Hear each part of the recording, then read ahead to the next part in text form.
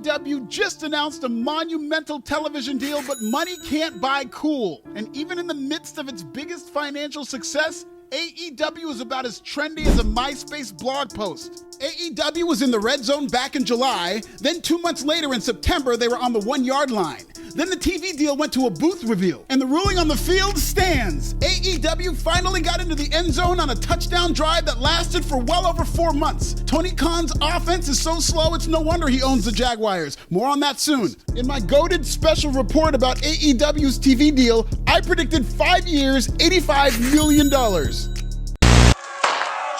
Just a bit outside. Similar to how New York billionaire Donald Trump managed to get all those hillbillies in the South to think he's one of them, AEW incels are celebrating message board billionaire Tony Khan like he's gonna spend his TV money on their TV dinners. AEW defied the odds by signing a new TV deal, but despite securing that bag, AEW's ratings and live attendance numbers are on the downswing.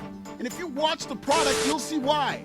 Tony Khan is doubling down on the aging whites with Bryan Danielson beating the younger, cooler Swerve as part of a storyline that scared off the 18 to 34 demo. Now, one of Bryan's many ops is Jon Moxley and his skinhead faction, the White Pool Combat Club. I swear to God, I'm not making this up. I'm not that good. Okay, well, I am that good, but I'm not making this up. Don't shoot the messenger, but Mox saw Romper Stomper, a movie about white supremacist anti-heroes, and got inspired. This is not your country.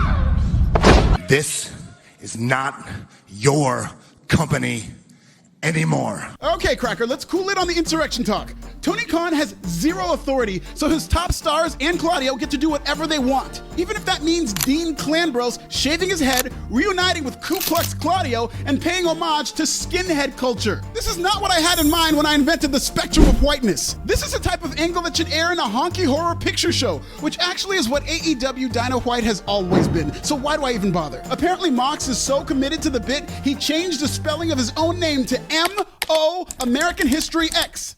One of my favorite parts of this whole TV deal saga is Dave Meltzer staking what's left of his reputation to AEW limping its way to a TV deal.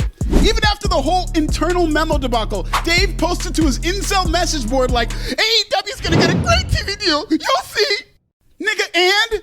What does that have to do with Dave Meltzer being the pro wrestling version of InfoWars? Sling Blade Dave has one job: to uncharismatically report the news, and he spent 2024 screwing up that job by getting more stories wrong than public schools that banned the 1619 Project. No, David, you were not ahead of the curve by predicting that AEW was gonna get more money from a desperate WBD. Anybody could have told you that. Between you and me, I recorded this video about AEW's TV deal months ago, which will explain the kind of dated Bryan Danielson references you're about to hear. Nobody is surprised AEW got paid by WB Desperate, and watching Dave Meltzer celebrate AEW's TV deal like he had anything to do with it is like watching the backup long snapper for the Jaguars talking trash after winning a division title. Bryan Danielson's chase for the AEW world title is no different than my dad trying to wake me up in the morning to go to school.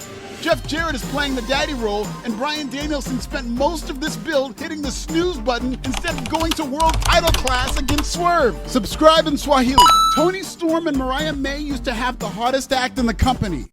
No, the hottest act. Don't be a sicko. But instead of building up a purpose for Mariah May's heel turn, one that tipped off the fan base as to when she might turn and why she was gonna turn, it just happened out of thin air. As a result, the storyline peaked immediately, and now both Tony and Mariah are less over. Mariah is a talented world champion with all the tools to be a star, but nobody seems to care.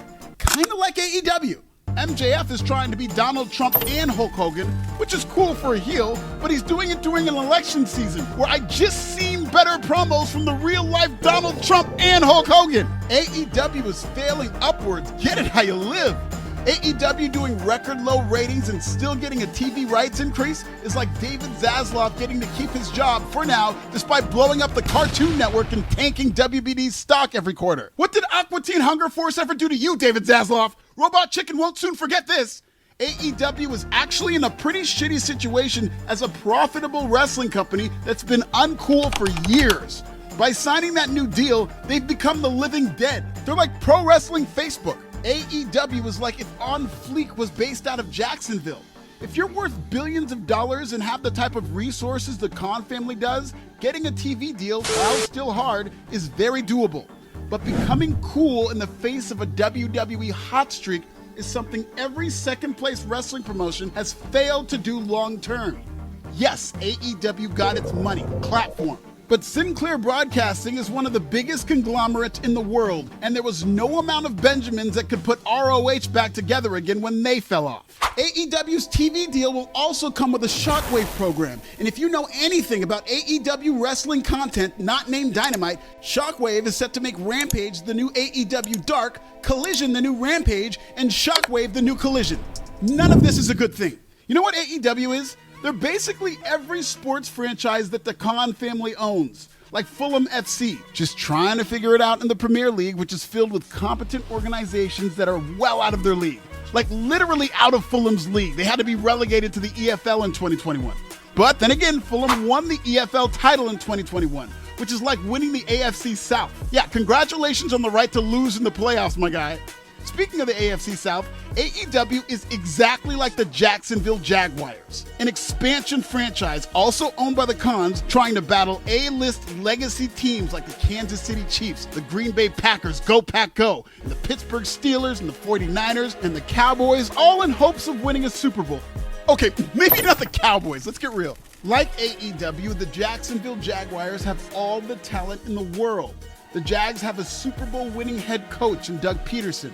They have a promising young quarterback in Trevor Lawrence, who is widely considered a can't-miss prospect. They have dynamic pieces like Travis Etienne and Christian Kirk. Last year, they added Pro Bowler Calvin Ridley to a loaded young roster in its prime, paired with a talented defense. Everything was right there. On paper, the Jacksonville Jaguars were a Super Bowl team, but even after a hot start, it just didn't work. The Jacksonville Jaguars lost 5 of their last 6 games and choked their way out of the playoffs. It's like despite all the talent and money in the world, they just couldn't overcome their true identity as career losers. Kind of like AEW now. Like, great, you got all this money. Cool story, bro. But AEW's viewership is piss poor, and its live attendance numbers make a J-Lo concert look like the Eras Tour. The Jags are one of 4 teams that have never been to a Super Bowl ever. In fact, there is a real possibility where the Lions and the Texans meet in Super Bowl 59. If that happens, that would leave the Browns and the Jags as the only 2 teams breathing to never go to a Super Bowl. So they'd basically be the AEW and ROH of football. I mean, that won't happen because the Packers are going to beat the Jets in Super Bowl 59, 31-26, but you never know. As somebody who still watches AEW and always will, I can honestly tell you, saying you like AEW is kind of like saying you're a Jaguars fan. Yes, you enjoy the NFL. Who doesn't? The NFL is red hot right now. Look at all these great teams and players that they have. NFL shows like Quarterback and Receivers are exploding on Netflix. But I'm sorry, you're spending all that loyalty on the Jaguars? In similar fashion, WWE is hot right now. Just look at all these superstar wrestlers they have. I'm a huge Cody Rhodes fan. I like Roman Reigns, The Rock, In terms of popularity, Cody Rhodes and Roman Reigns are the modern day Steve Austin and The Rock. In terms of storytelling, CM Punk and Drew McIntyre are the modern day Shawn Michaels and Bret Hart. In terms of sex appeal, Dirty Dom and Liv Morgan are the modern day Edge and Lita. The Terror Twins are like a platonic Triple H and Chyna, or the bisexual Undertaker and Kane. The Miz and R-Truth are Keenan and Kel. Even Pretty Deadly is like Ace and Gary. Pro wrestling is red hot, but I'm sorry, you're spending all that loyalty on AEW? Dax Harwood's whole gimmick is as an AEW loyalist. He gives the same AEW TED Talk every week, is a human AEW political ad campaign, and he's never seemed less cool. Dax blocks random people on the Bird app who criticize AEW, like AEW neckbeards and Alfred Kunawa and John Draper. And hold on, what did I do? I'm just playing. They hate me in Jacksonville, and for that, I do not apologize. By the way, when Dax closes his eyes, doesn't he kind of look like Mr. Potato Head with 3 mustaches on his face? These days, he's starting to remind me of Mr. Potato Head because of the amount of times he puts his foot in his mouth in promos. AEW's biggest problem is they're just not that cool. And I don't know if that's a problem money can solve. With the lowest budget of any WWE TV show, NXT has become the coolest show in the company because Shawn Michaels just knows how to book for the culture. It's not just about putting a paper championship on a black guy and waiting for people to come to your mostly Caucasian cookout like they do on Dynamite. AEW can't spend too much time being seen as the lame wrestling company. They need to get hot. They need to bring back the 18 to 34 audience. They need to start selling tickets and becoming must-watch television. Forget about beating WWE. That'll never happen. But AEW can live a good life being a more profitable ECW. A company on the cutting edge that pushes wrestling forward. But I promise you, WBD and most TV and streaming networks will not continue to invest in a promotion that is seen as lame, or one that young people treat like the Mr. Potato Head that they're a little too old to keep playing with. This especially rings true if David Zaslav gets fired, which is increasingly becoming more possible. This is the most hated man in and out of media. CNN Plus shuttered under his watch. The NBA went bye-bye under his watch, and now they're in court. Like, essentially, David Zaslav's famous basketball girlfriend broke up with him, but he left something at her house, so he went back to get it, and she wouldn't let him in the house, and now he's suing her. WBD's stock plunged in the Q2 earnings, and they ate a $9 billion write-off. I don't know if Zaslav is going to be around for the next 5 weeks, let alone the next 5 years, and if WBD gets a new CEO, it could be RIP for AEW. We could be facing another Who Killed WCW situation where an executive who hates wrestling takes one look at AEW and says, that don't work for me, brother.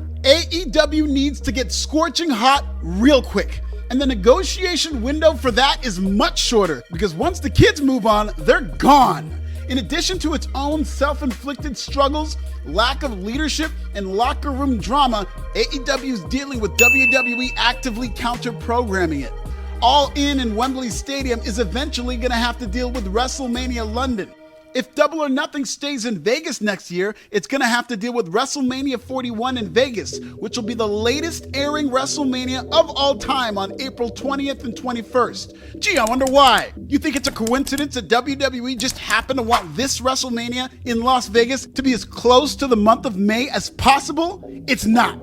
Congratulations to AEW on securing that bag, but bitch better save that money. Check out this goated CM Punk documentary and subscribe. Do you consider AEW a success right now? Will they ever become cool again? Tell me in the comments.